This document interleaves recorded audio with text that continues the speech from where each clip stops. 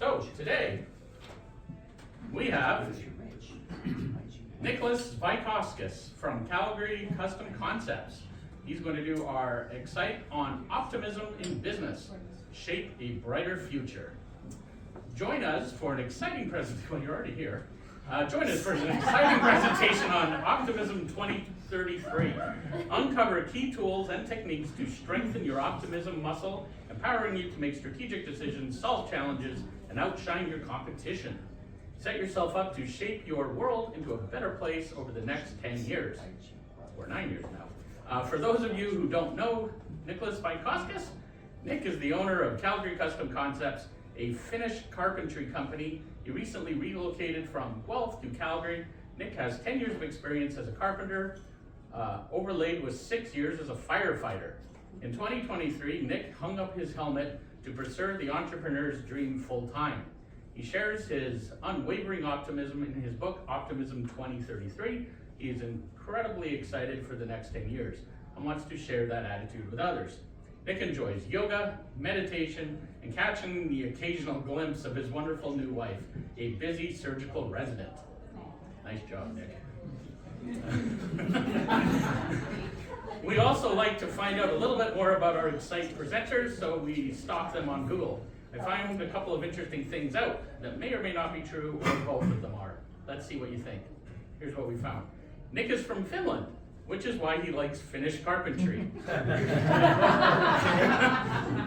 And he used to compete in biathlon.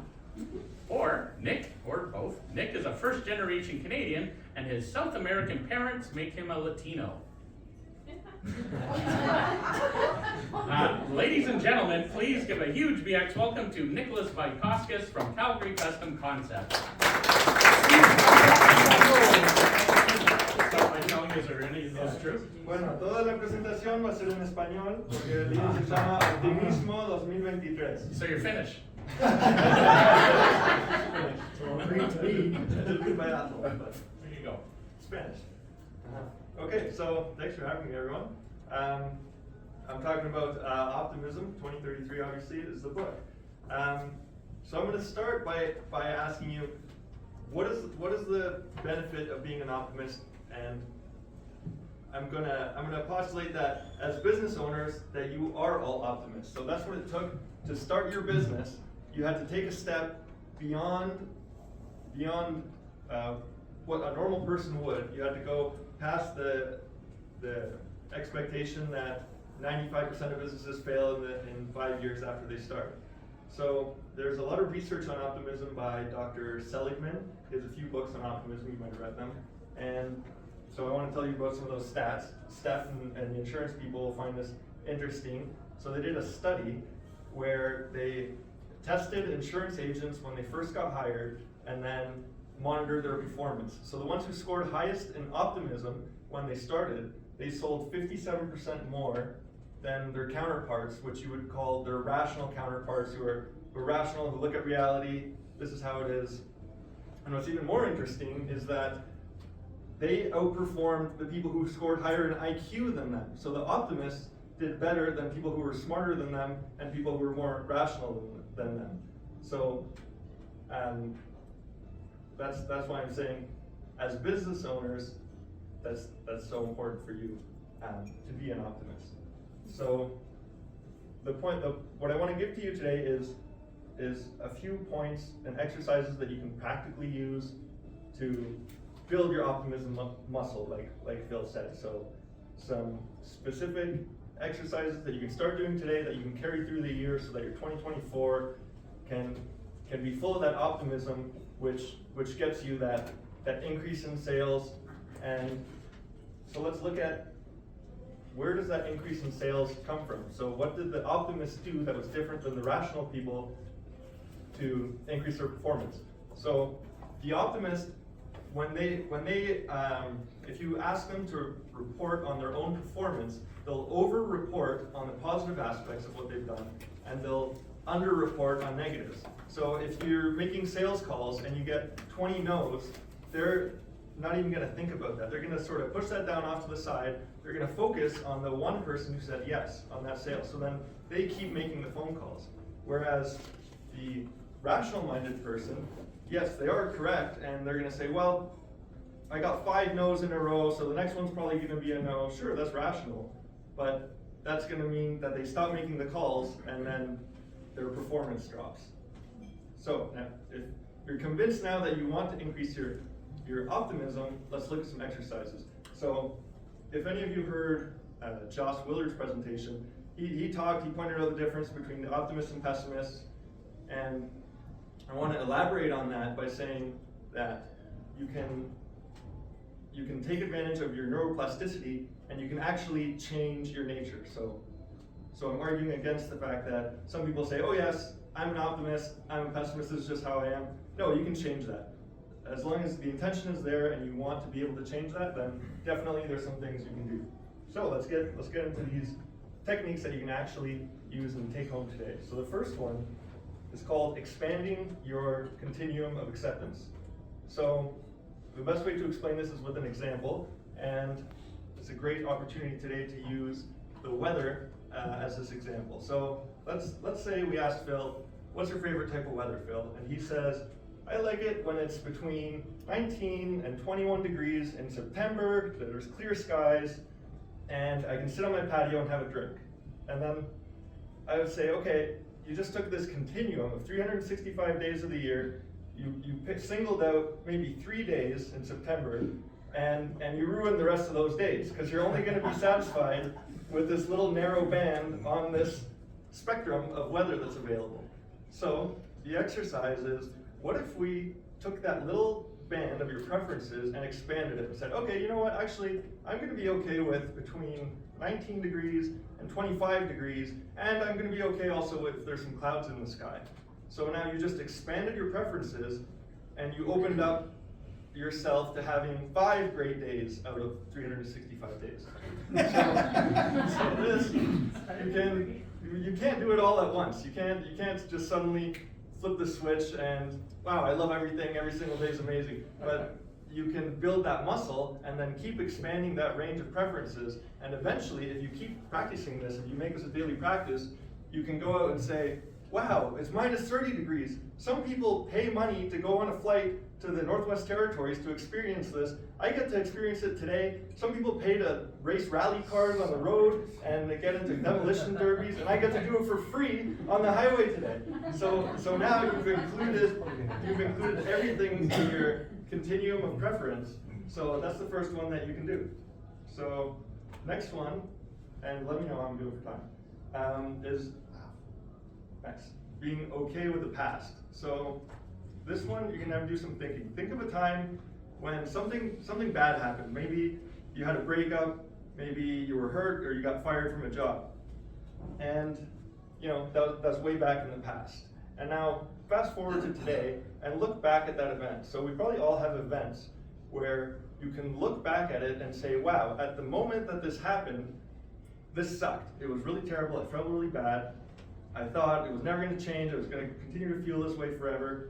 And then now, when you're over here looking back at that event, you can see the positive, and it's over time, it's changed into a positive. Wow, it's a great thing I broke up with all of those exes, because now I met the person that I'm with today. So those past events become positives over given enough time. So even something very, very negative, your house burned down, 20 years later, you can laugh about it and say, wow, that was great decluttering. I got rid of all this junk that I needed to get rid of. So if you have in your mind an example where the span of time passed and you realize that the event that looked negative at first has actually become a positive, what I'm going to suggest you do is just shorten that period of time. So instead of 20 years later, what if it was 5 years later, and something 5 years ago you thought was negative, you can say, well, you know what, there's actually bright sides to what happened, because now I'm in a different situation, things have changed, I had the opportunity to start a business, whatever it takes. And then the same idea as before, you can continue to shrink that period of time until it could be 2 weeks later, and you can say, wow, the opportunities are still starting to present themselves to me, but I can see how this thing that initially I saw as negative is actually going to benefit me, and it's going to provide new opportunities. And then you can shrink that down even more, again, once you've you've exercised this, not all at once. You work your way down until it's 2 hours later, and you just crash your car and you say, this is awesome, I'm going shopping for a new car tomorrow. I'm gonna get a nice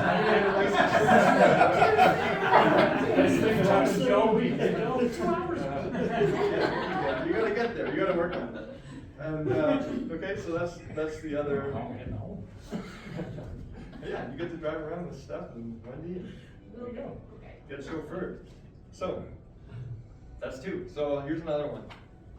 Have any of you, and you might have come up with this earlier, been in a situation where you really didn't want to be in that situation? So dinner, Christmas holidays with the in-laws, and politics comes up. Or you're just at a meeting and it's just so boring, you're falling asleep, or you're in a meeting with a client and things are going wrong and you just would rather be anywhere else. Does anybody had experiences like that? Beach. People are nodding. Beach? Yeah. Okay, so picture this experience where you're in a situation and you want to be anywhere but there. If you don't have an example, just make one up in your head. And then I'm going to offer you this random button. So it's a button that says random on it. I'm going to give you the option. You can stay in the situation that you don't want to be in, or you can press the random button. And you're going to instantly be teleported anywhere but here. So you're gone. Would any of you want to press the button? Sure. Yeah. Okay, sure. Okay, so congratulations. So now you're in the Northwest Territories at -80. It's worse than that. Now, congratulations, you're floating in black empty space. I'm going to be nice and give you guys a spacesuit, but you're floating in this black emptiness of space. So if you pick coordinates anywhere in the known universe and you say, okay, let's go there with this random button, you can keep pressing that button, and so that's the span of where we could possibly be. Let's keep pressing this button, black empty space, black empty space, black empty space, black empty space, black empty space. That's where you're going to end up, because 99.999999999. We can keep going. There's 90 billion light years of black empty space. You know, they're interspersed with planets and stars, but they're so far between each other that it hardly even matters.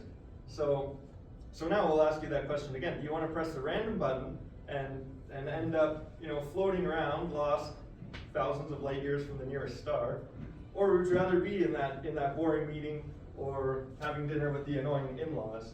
So the point here is to realize there's this whole, you know, we're in our galaxy. There's 300 billion stars in our galaxy. There's 2 trillion galaxies in the known universe. Yes, it's 14 billion years old, but it's expanding at the speed of light. So 90 billion light years. Anywhere there's nothing else going on. There's no snowing, there's no highways, there's no cars, there's nobody else to crash into. There's nothing at all, so. He hit me.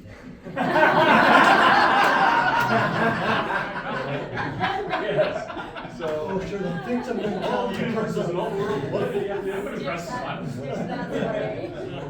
So you can think about that, and when you're in that situation and say, wow, you know what, maybe I would rather be sitting in here, at least I'm in a room, at least there's oxygen to breathe in here, and change your mind that way.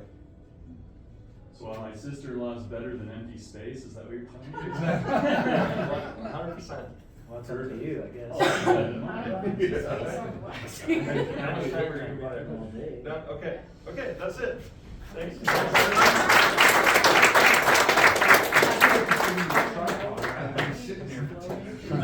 Does anybody have any comments or questions? Nick, where can we find your book? Oh yes, it's on Amazon, Audible, Kindle. Yeah, you just Google it. It'll come up there. Nice. Optimism 2030 spring.